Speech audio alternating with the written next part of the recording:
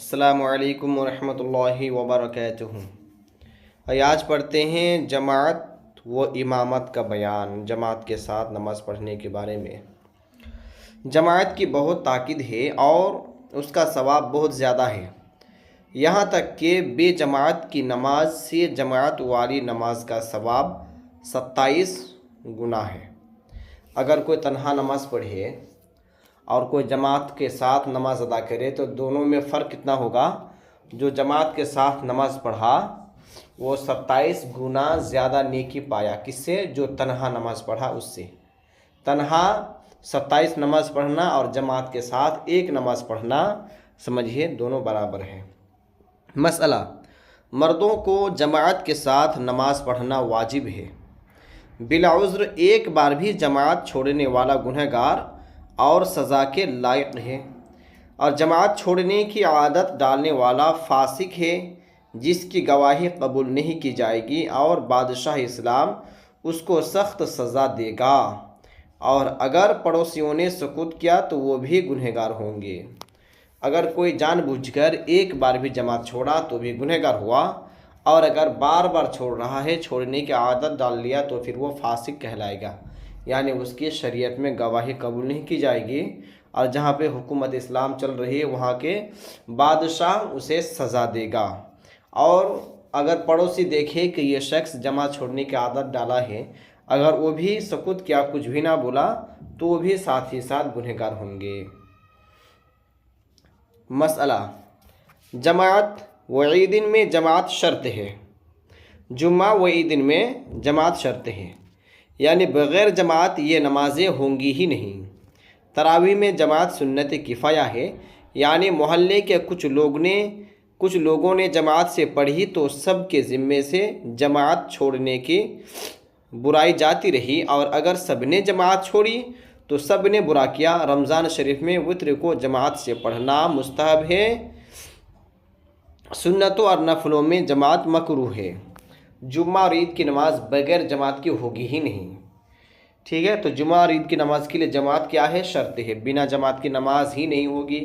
तरावी की नमाज में सुन्नत किफ़ाया है। सुन्नत किफ़ाया का मतलब ये है, अगर गांव के लोगों ने, अगर दो लोगों ने मिलकर भी अगर तरावी की नमाज जमात के साथ अदा किया तो पूरे गांव वाले बरी ज़िम्मा हो जाएंगे। ठीक है, और अगर कोई भी नहीं पढ़ा जमात के साथ तो पूरे गांव वाले उसमें क्या होगा? गुनाह में मुब्तला होगा।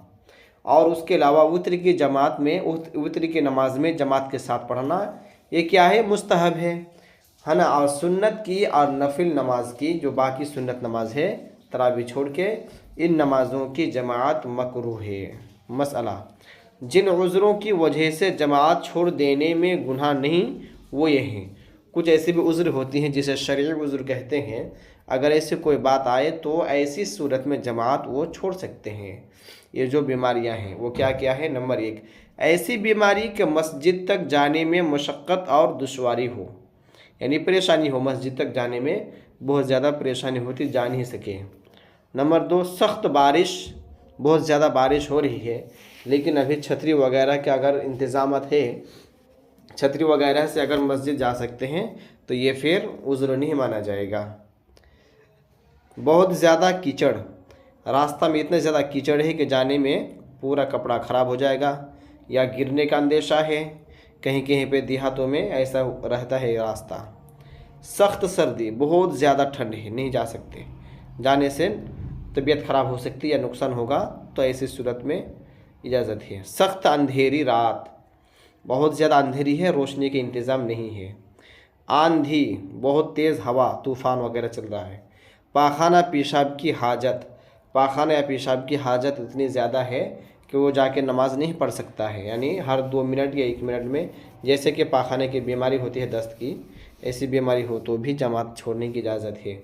रियाह का बहुत ज़ोर होना, जालिम का खौफ, काफ़िला छूट जाने का खौफ, कहीं पे जा रहे हैं जमात के साथ नमाज़ पढ़ेंगे तो काफ़िला आगे निकल जाएगा, ऐसी सूरत में तन्हा नमाज़ पढ़ के आगे जा सकता है या फिर बाद में नमाज़ पढ़ सकता है।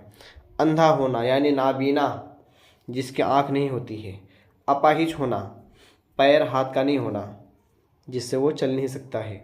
इतना बूढ़ा होना कि मस्जिद तक जाने से मजबूर हो, उम्र ज़्यादा हो चुकी है, अब मस्जिद तक नहीं जा सकता है वो।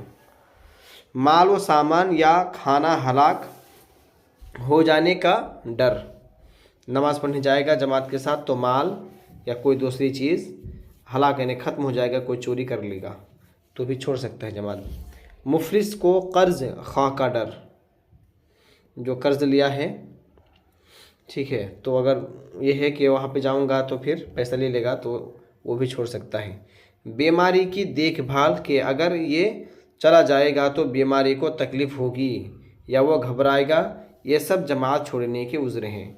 कोई इतना बीमार है कि अब वहाँ पर अगर उनको छोड़ के नमाज़ पढ़ने के लिए जाएगा तो बहुत ज़्यादा घबराएगा या तबीयत और भी ज़्यादा ख़राब हो जाएगी, ऐसी सूरतों में भी जमात छोड़ने की इजाज़त है। तो ये सब बातें क्या है, जमात छोड़ने के उज़्र है, इसके अलावा कोई और दूसरी बात नहीं। यानी जो शरई उज़्र है उन तमाम उज़्रों से, अगर उज़्र की वजह से नमाज अगर जमात के साथ नहीं पढ़ा तो गुनहगार नहीं होगा।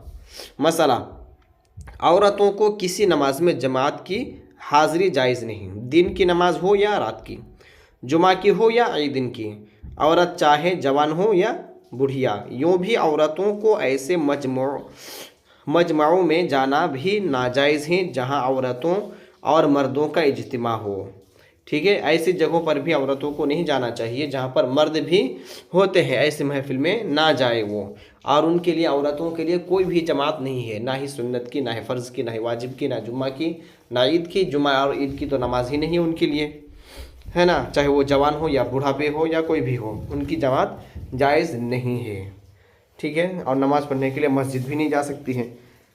कुछ लोग ऐसे होते हैं कि औरतों को भी मस्जिद में लेकर चलते हैं, ये मनाही नहीं जा सकते हैं। इसी तरह जो मर्दों के मजमा में जाने से मना किया है, जैसे कुछ इलाकों में जैसे प्रोग्राम होता है, इज्तिमा वगैरह, जलसा वगैरह होता है, तो उसमें औरतों को भी बिठाते हैं, औरतों को भी लेकर जाते हैं, ये माहौल ही बना दिए हैं। ये सब भी ठीक नहीं है, क्योंकि जो लोग जलसा सुनने जाता है प्रोग्राम के लिए, उनका भी जहन भटकता है औरतों या लड़कियों की तरफ, फिर उनका जहन माइल होता है।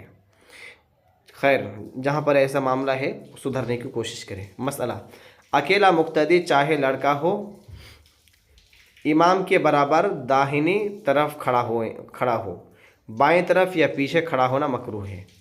अगर कोई तन्हा मुक्तदी है, यानी दो ही लोग हैं, तो एक इमाम है और दूसरा एक मुक्तदी होगा।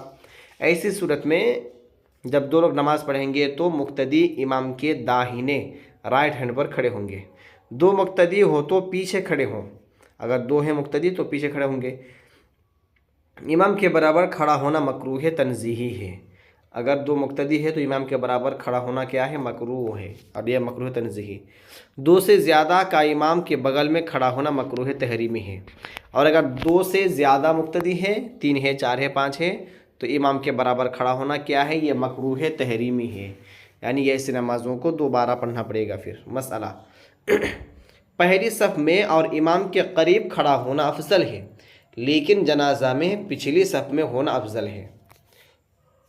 नमाज में, 5 वक्त नमाज में, ईद और जुमा, ये सब की नमाज में, नमाज जनाजा के अलावा तमाम नमाज़ों में इमाम के पास यानी इमाम के जस्ट पीछे खड़ा होना सबसे ज़्यादा अफजल है, पहली सफ़ में।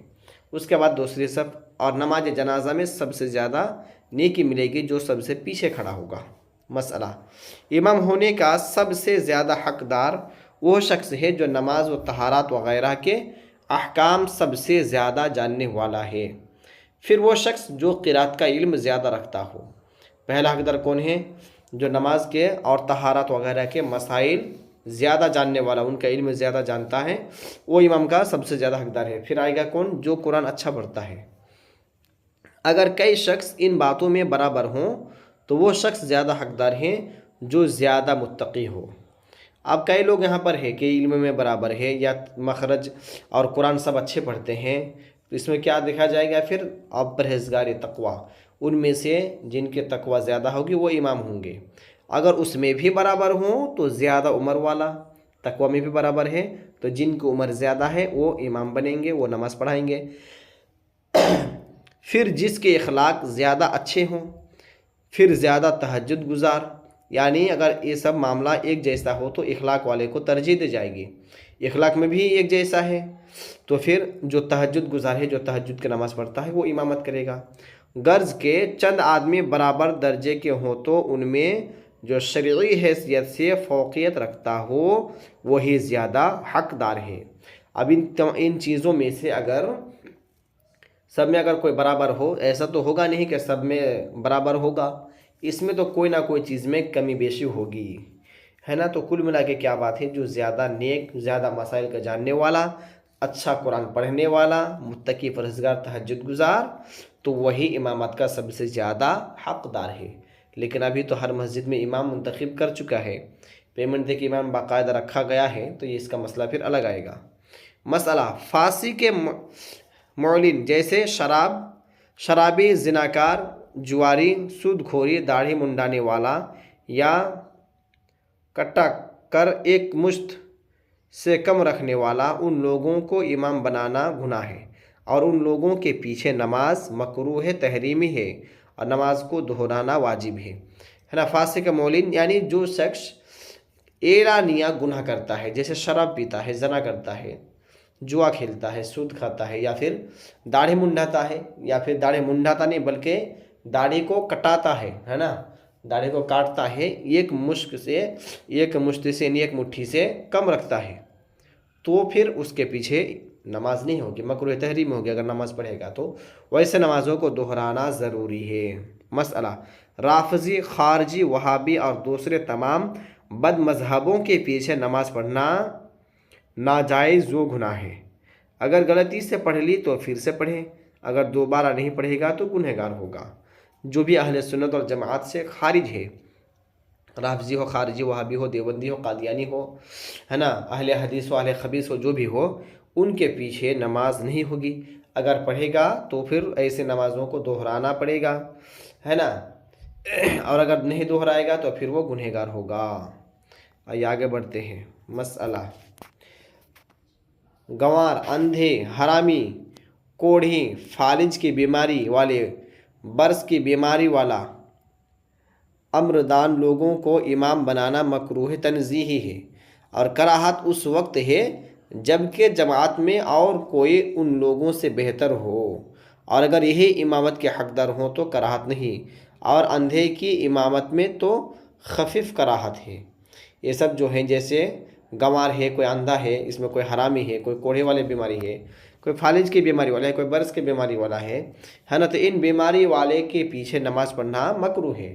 ठीक है, ये मकरूह कब होगा, जबकि कोई अच्छे इंसान पीछे मौजूद हो, है ना, और अगर कोई भी नहीं है उससे अच्छा, सब के सब वैसे ही बीमार वाले हैं, है ना, तो फिर इसमें कोई कराहत नहीं। लेकिन अंधे की इमामत में तखफीफ, है ना, खफीफ कराहत यानी हल्की कराहत है अंधों की इमामत में। इनमें से बेहतर रहेगा अंधा ही इमामत करे तो। ठीक है, तो इतना मसला को समझ कर आइए, ये कभी भी काम में आता है। अल्लाह की बारगाह में दुआ है हम सबको अमल खैर के तौफीक अता फरमाए। अस्सलामु अलैकुम व रहमतुल्लाहि व बरकातुहू।